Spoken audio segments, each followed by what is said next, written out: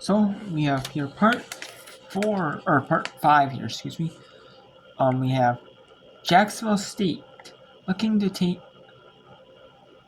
down UTEP here, or at least try to get a run. They got if you saw the last part, they got the fielder's choice, which they did not want. It looked like it was going to be a double play ball, a potential double play ball. But it was not a double play ball. And there's the hit by Tying run goes into scoring position. Winning run over at first now for Jack State. I'm going to tell you, Ella Pate has been seeing the ball very good as well. I mean, this game is not over. You have an extremely tough 9-hitter coming to the plate. So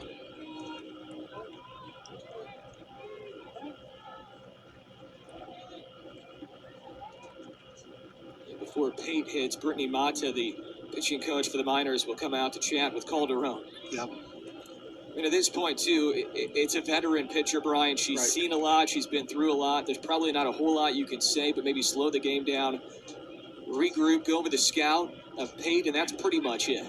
Yeah, pretty much it. When you see the sheet comes out like that, hey, this is what we want to do. This is what we're looking at. If we go here, we want to go there and get the job done. Jana McGinnis has seen a lot during her 41 years as the head coach of Jacksonville State. 31 years, excuse me. She's been the head coach since 1994. I can't imagine she's had many tournaments go like this, where you have a 2-run lead into the 7th twice in one day and potentially lose both. Not done yet for the Gamecocks, but if this one holds on the way it is right now, it would be 2 7th-inning 2-run leads given up by Jack State today.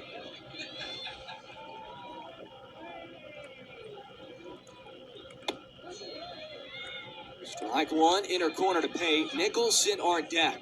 Can Pate flip it to the top? Yep. And that's why for UTEP, I think this is go right now. You don't want to get to the top of the lineup, and Jack State wants to keep this thing rolling and get to the top of the lineup. Nearly misses low and away. Count evens up at 1-1.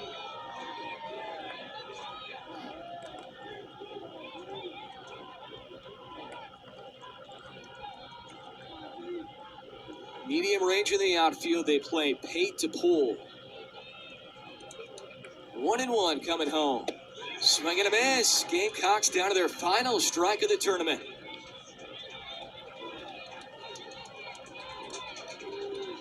Here we go, Adam. Won't have it any other way. Each team has an opportunity to win the game right here on this next pitch. 1-2. This is upstairs. Not a bad spot to miss, though, for Calderon. Different eye level there for Pate after a couple of change-ups. 2 balls, 2 strikes. Yeah, I think for Calderon, you have to go with your best pitch right here. The 2-2. Ripped foul down the left field line.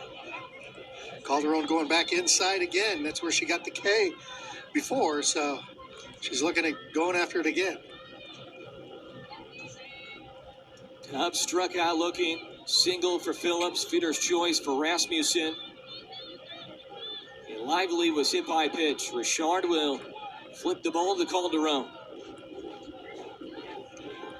Brad Student out of Tucson, all-time leader in single season and career saves at UTEP. The 2-2.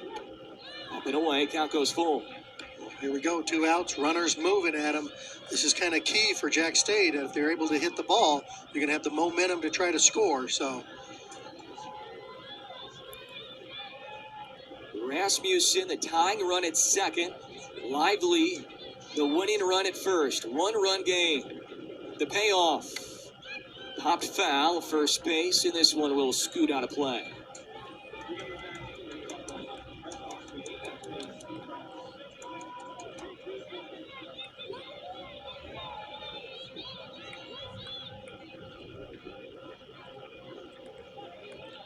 Long day of softball comes down to this. Bottom 7, 2 runners on, 2 outs in a 1-run game. Another payoff. Strike 3 on the outside corner. UTEP comes all the way back, and they defeat Jacksonville State 7-6. Wow, what a game, Adam, and that's too close to take right there. I kind of hate to see that, but you know. And wow, that was a take all. Wow, and that was a little bit close, but it was. You're glad that you got it called for you. If it was a strike, you're glad you. But you're. Either way, someone's unhappy with that pitch. We got. And that's a tough way for your team to lose. And especially losing having 2-run lead going into the 7th, and not able to get the wins either time. And McNeese 7-6, 7-5 over Houston Christian.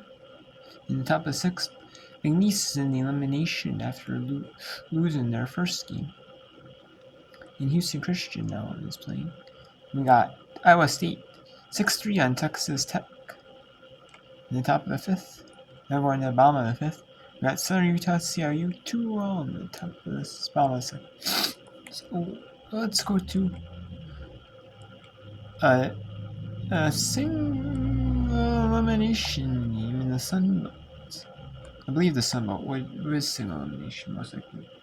Marshall and Georgia Southern. Texas State. San Marcos, Texas.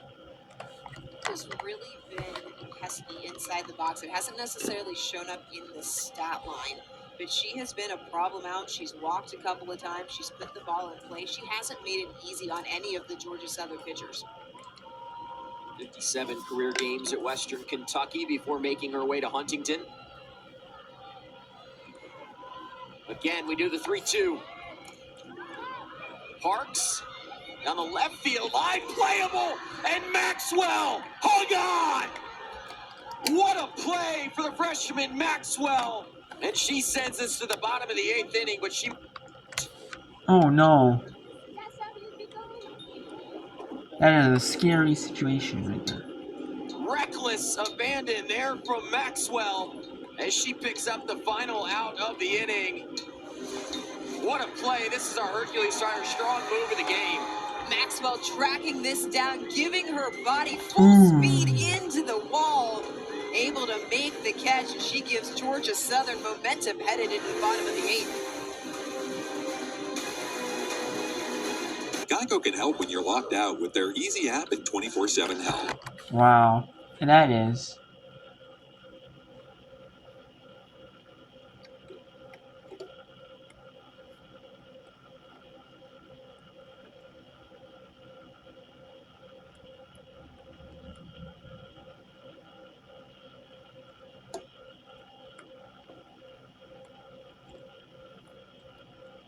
Oh, wow.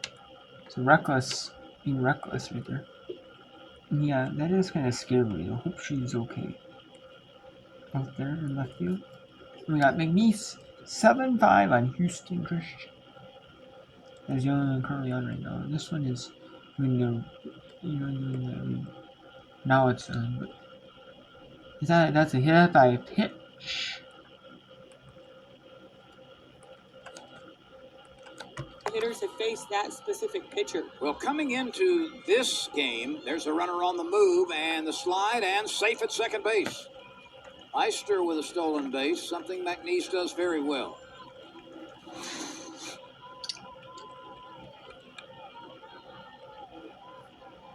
A high throw and the tag late applied to Eister.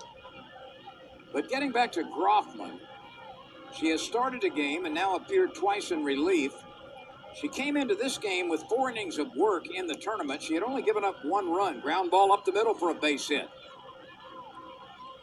And the runner advances to second after the base hit. Eister held on at third. So Dibley comes through with her second base hit and then moves up on the throw through. This is a good pitch. It's low in the zone, not quite far enough off the plate. The throw home is what allows Dibley to advance to second base. Now, if that throw should have been hit on a cutoff, and then hopefully she would have stayed at first, and you would have had a first and third situation. They definitely had a chance to keep her from advancing to second, but when the throw came to the plate with no cutoff infielder in the area, that certainly was encouraging to Dibley to move up an extra 60 feet, and that's exactly what she did. And now the Cowgirls have a real threat going with 2 in scoring position and only 1 out, trying to advance a 2-run lead.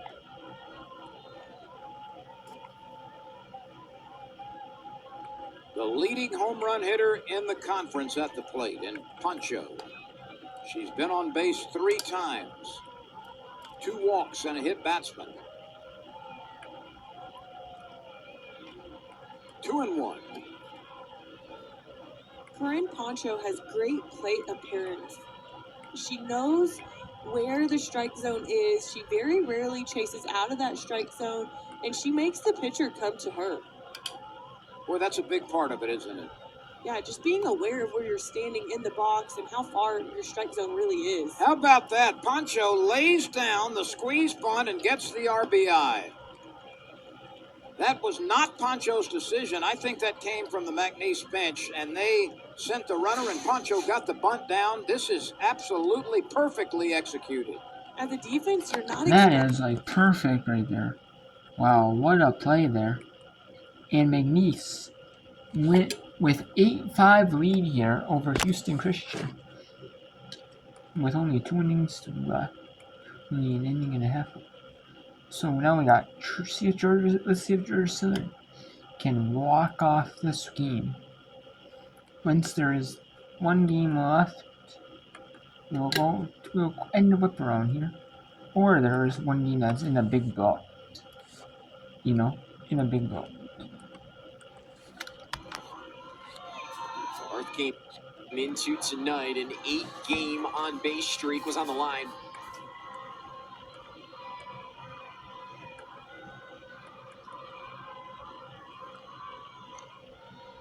Two 2-0.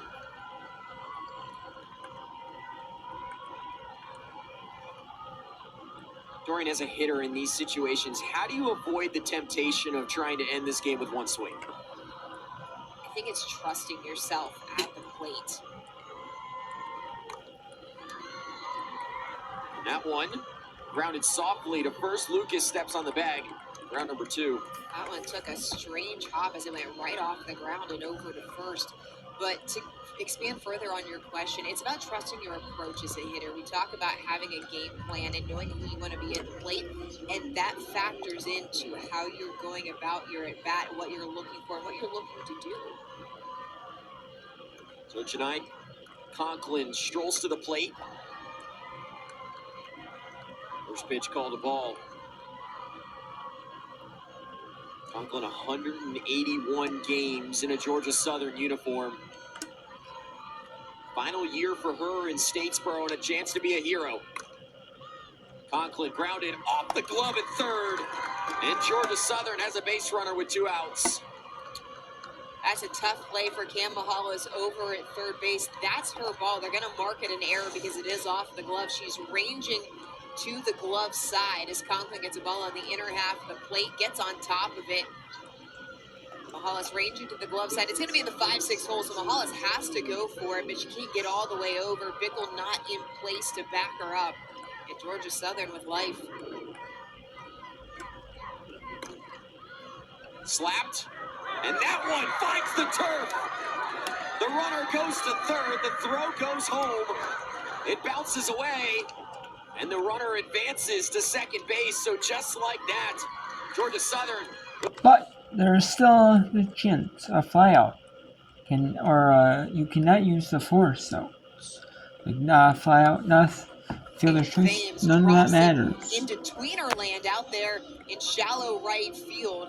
Good base running by Conklin. There was never an opportunity for her to hold up. She was going to third all the way, but a smart decision by Coach Perkins over at third base. Doesn't want to run herself into the third out at home. She'll hold Conklin and let Georgia Southern play this thing out. Georgia Southern did not make the Sun Belt Tournament a year ago. They have never won a game at the Sun Belt Tournament, 0-7 all time. It's been a magical season in Statesboro, 30 wins, matching the combined win totals of the previous 2 seasons. This is an Eagles team that has taken on the identity of their head coach. They're a grinder-it-out team, and they are trying to grind out a win and advance to the second round and take down the Thundering Herd.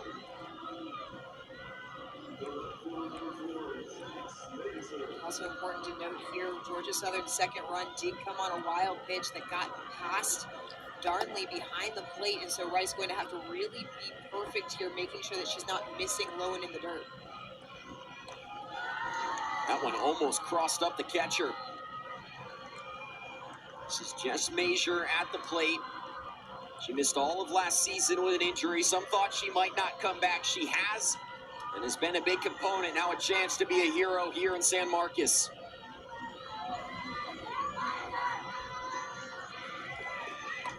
Big swing as the count evens up. A good swing there from Major. Rice just got the better of her. A little bit of late breaking action there on the curveball, but it was a good pitch to go after. Major 0 for 2 tonight.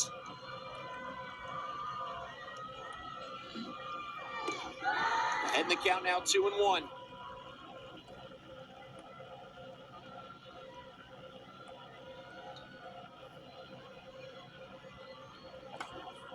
Heart starts to beat a little bit faster in these moments. The great ones are able to quiet it. Here's the 2-1. Major, big swing to even up the count.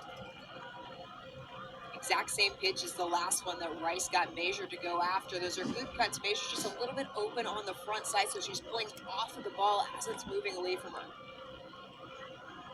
Strikeouts have been an issue this year for Major. Rice would love one here. The 2-2. Fouled off.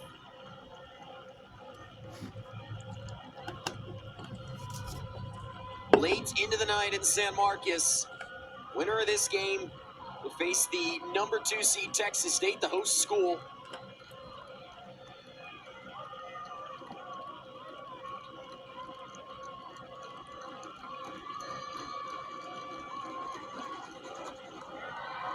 Misses upstairs and the count moves full. That is a gutsy take from Measure. This ball did not miss by much. This is a good pitch from Rice. You see the back action on it. It spins back towards the plate. That is borderline, to say the least. Here's the 3-2. Major, again, putting together a good at-bat. That's what you want if you're Measure. You want to have a good at-bat. You want to give yourself an opportunity. You want to go down swinging. And if you're Rice, you want to get beat with your best stuff.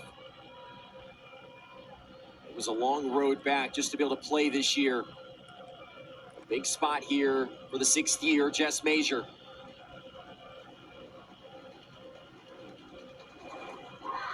Ooh, that was almost hit by Pitt.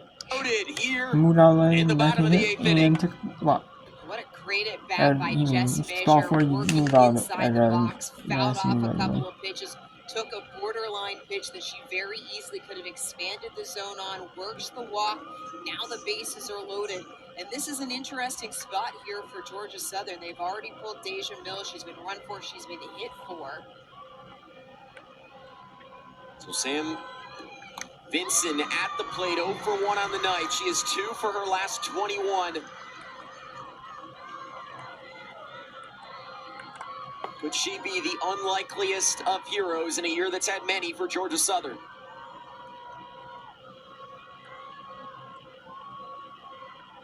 The 1 pitch, 0-2.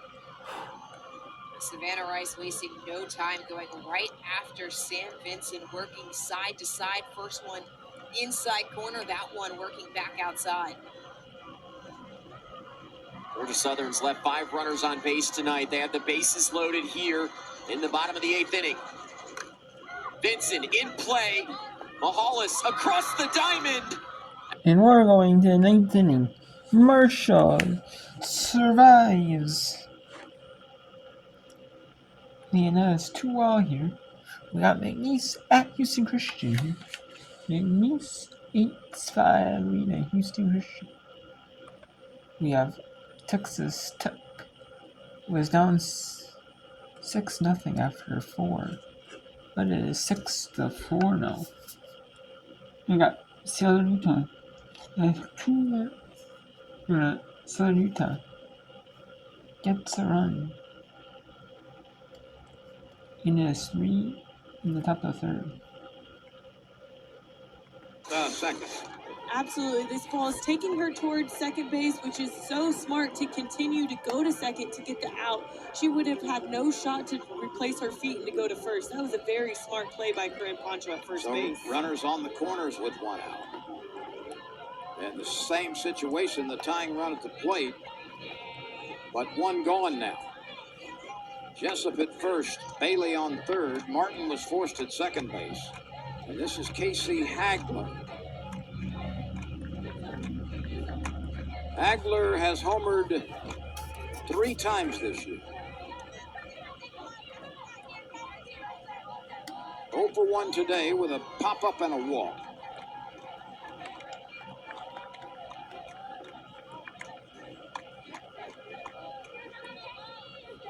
I have to give a shout out to the catchers on both sides, Emily Phillips and J.C. Roberts.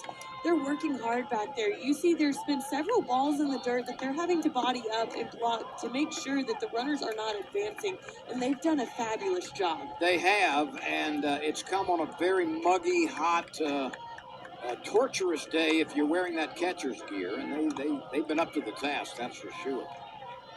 Absolutely. That's the position that doesn't get enough credit, in my opinion. I appreciate a good catcher.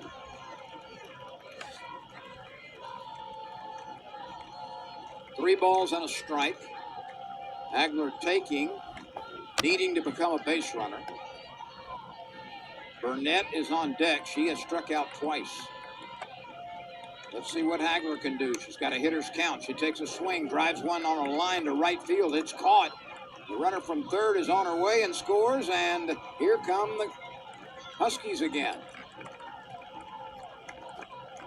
So Hagler hits a liner out to right. It's deep enough to produce the run. Bailey scoring from third, and the Huskies have pulled a little bit closer.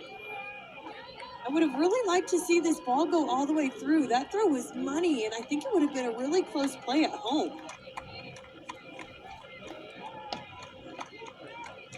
Now Burnett looking to put the ball in play after striking out twice.